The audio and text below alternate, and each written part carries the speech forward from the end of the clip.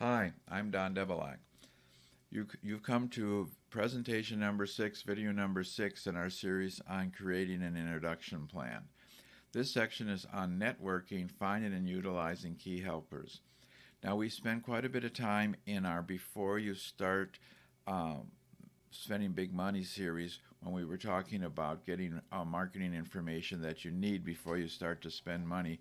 And a lot of that talked about networking at trade shows, networking to find contacts, to get feedback. What we're talking about in this section is how to get those people you found that were, an initial starting point that they're interested in your day, and how to move them along really to become an advisor to you and a key helper. So our success in the steps of success is locating people in the marketplace.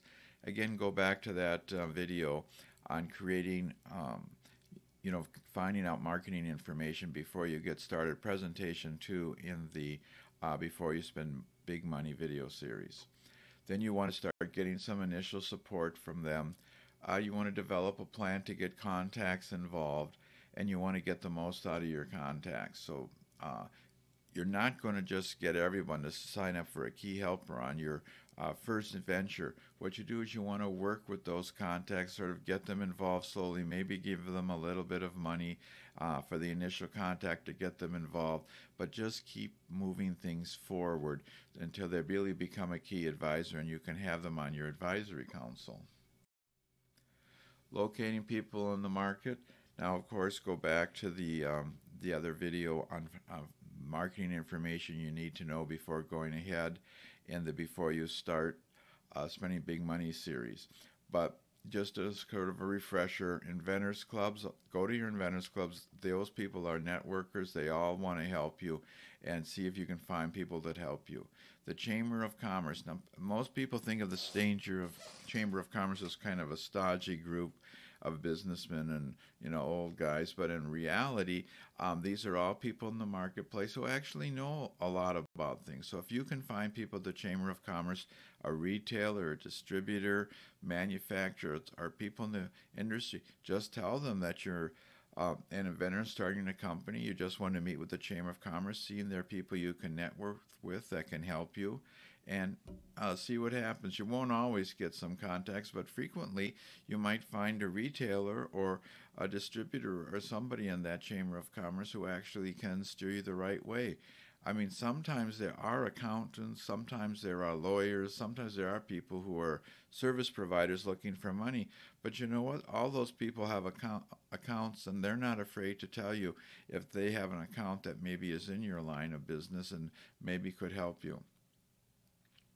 Local sales reps. I really like sales reps when you're starting as an inventor, because they're entrepreneurs. They're looking for a chance to make big money, and they're looking for a chance to get associated with a real up-and-coming company or inventor-related company like you.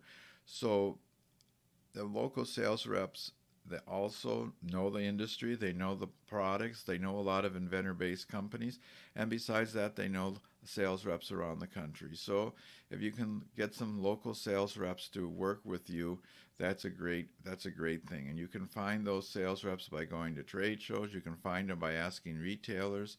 You can find them really by doing industry searches in trade magazines. And like our one-stop invention shop, we sell lists of trade shows.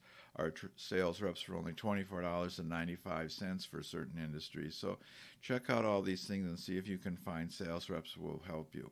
Local retailers, these people also know a lot, and they also know the local sales reps, and they can help you get ahead. Local distributors can be good, but not necessarily. It depends if they're what we call an integrator. A sales distributor as an integrator provides a full line of service for a certain industry, and they have sales support, they have trainings, they have demonstrations. Other distributors are just really big distribution points to cut down the cost of shipping out smaller shipments, and those distributors are not nearly as good to help you. Again, trade show attendance.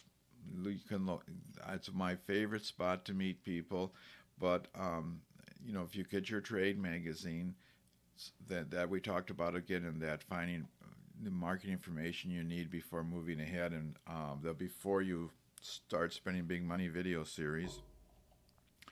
Industrial directories. These are directories that list all the kind of companies that are selling a certain type of product, especially if you're in a more specialized business. Find those companies, find them who are selling products similar to you. Look for inventor-based companies, look for small to mid-sized companies. Call them up and talk to the sales reps and the marketing people, or maybe the founder, and find out who those people are, and see if you can get someone to help you. You also have magazine articles in the trade magazines. Often these articles will list the marketing manager for this and that company, or they'll talk about a founder, or they'll talk about an inventor with a new product. When you see that name, call the company up and say that you saw their name in this magazine article, and that you're an inventor and you're trying to take a new product to market, and see if you just ask if you could pick their brain a little bit for a few minutes. Industry associations also very helpful, especially when your industry association has a local chapter. For example, the American Filtration Society has branches all over the country. When we were wanting to put out a product, a filtration product, I went to one of the local meetings and met quite a few of the local people who are in the industry, and they were very interested in helping us out. Again, local companies are always interested in helping a local inventor, as long as you can really show that you're on the ball and you have a chance of success. This goes back to really that before you start spending big money video series, which kind of helps prep you, get ready to go out and talk to companies and really look professional. I talked a little bit earlier about the Small Business Development Center. Also, I talked earlier about SCORE, which is www.score.org. These are groups sponsored by the Small Business Administration, who have consultants who will work with you for no charge, who you'll find might be able to help you really get your product going in ahead. And try to use the contacts you do meet to meet other contacts. Don't be afraid to ask people, so is there anyone else you think I should talk to, when you get done with the conversation? And they won't all give you a name, but sometimes they will, depending on how professional you are. So when you're talking now about getting some initial support, basically you talk to someone, ask them if they have 10 minutes to look at a presentation about your product to get a better idea of what you have, and so that they can give you a little better assistance. Now, the video presentation 3 and before you get started contains a little bit of a section on how to put together an investor package. It's about a 10-minute presentation. So don't be afraid to use that presentation. Get it kind of shaped up so that you can show it to a contact so they get an idea of your product. Now, you can just show them the product too, but you have marketing information on that investor presentation. Basically they're getting involved with you because they think you have a chance with success. So you showing that you're professional, know what you're doing, will give them more assurance that you have a chance of success. Don't be afraid now. Ask for an initial input section. You can offer people like $100 for their time, but most people are actually going to refuse that.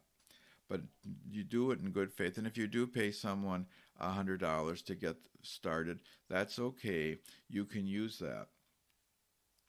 If they continue to offer support long, you can talk about, well, once you get going into a stage where the company is a little bit further along and ready to go on, you might consider giving them stock options when you issue stocks.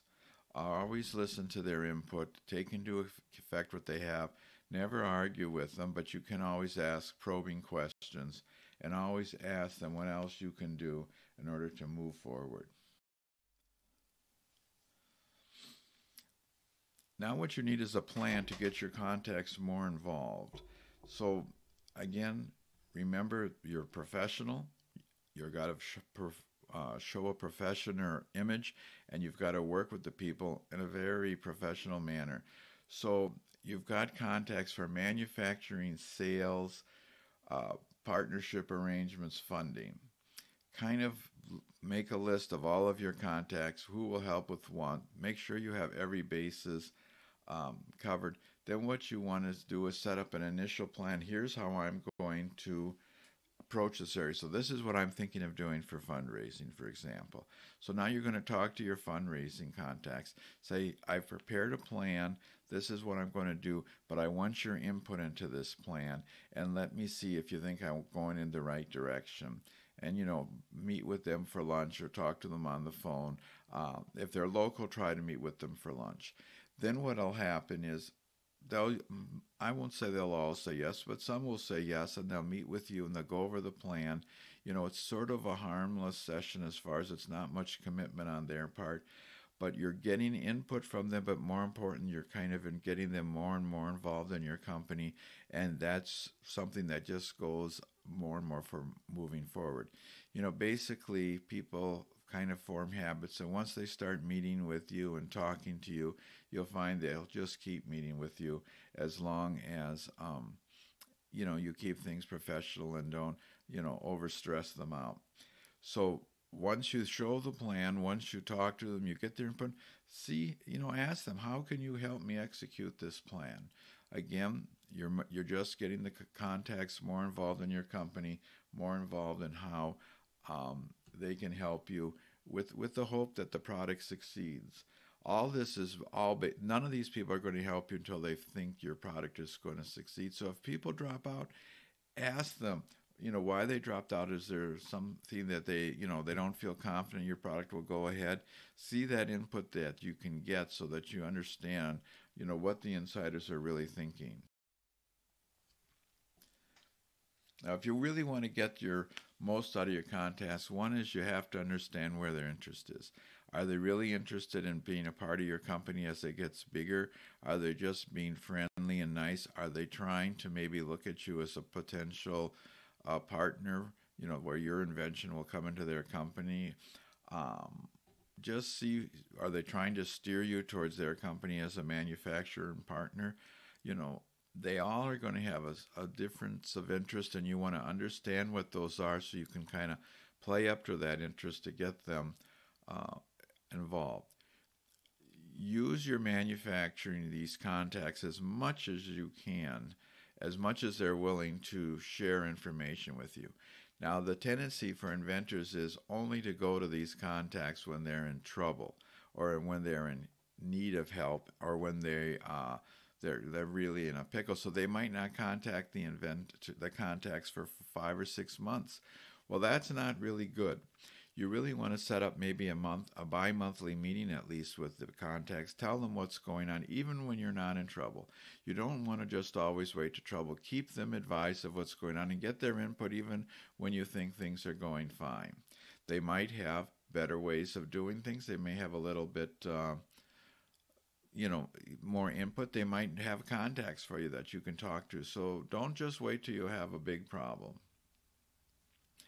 Anytime you have a key decision in their area of expertise, contact them, keep them informed, and always keep asking them for ideas of what you can do to actually help your company out. When do you specifically need to ask for help? Well, when you're in engineering decisions, design, prototypes, certifications, specifications, well, you want the advice of that industry person, whether it's a score person, SBDC, or a manufacturing person, or someone at the inventor clubs.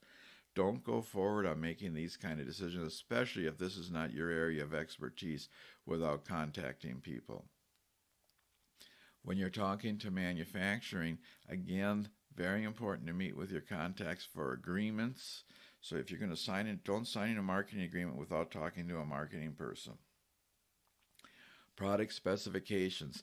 I know this sounds like a dull topic, but it can be a big problem for inventors if they need their product to come out like X and their specifications don't dictate that. They could end up with products that really meets what their purchase order says but doesn't really satisfy the market needs. Quality inspections as far as what the manufacturers were going to do, what you're going to do. Maybe you're going to check the factory out every 6 months to make sure they're doing things right for your product. And also, when you reject products, what is the policy? What is the standard? These are all little details which can kill you. But so you really want to work with the manufacturing person to really work that out. For your marketing expert, what kind of packaging are you needing? What about your pricing? What about your pricing through the distribution channels?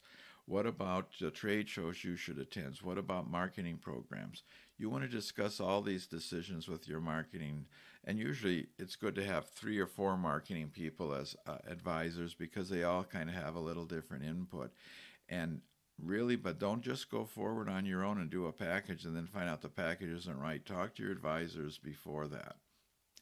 Sales, and now here we're going to look about who should really be your sales targets, who is your beachhead opportunities, who is you're going to have your initial sales approaches, what alliances should you have, how can you set up a program for your sales reps that's really going to get them excited, what are the incentive programs you need for retailers or dealers or distributors and other people into the line.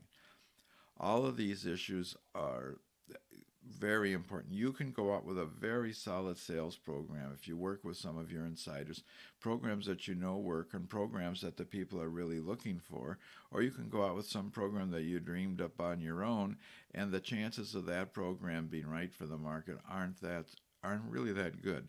Now this sales, since inventions is all about momentum, going out with the right sales program is key, and going out, you really want to talk to your insiders, really understand how the market works, really have your product priced right, really have the right packaging. So talk to your insiders for all of these issues.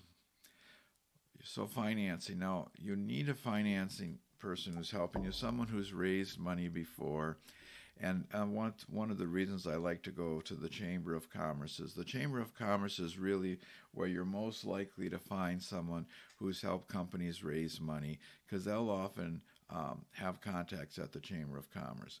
But your investor presentations, talking about banks versus investors, having investors, knowing investors who'd invest in a small company, your proposals, your key starting contacts, all of these issues are something that a financing person would like. Now, in every market, there are people who kind of have a network of angel investors or small investors, and they make like 10% commission for all the investors that they bring into a project. So there's always some of these people around. These are little independent guys that, really make their money, or their stockbrokers who also raise money for small companies. So you want to find those people, and you want to really run all your financing programs by them.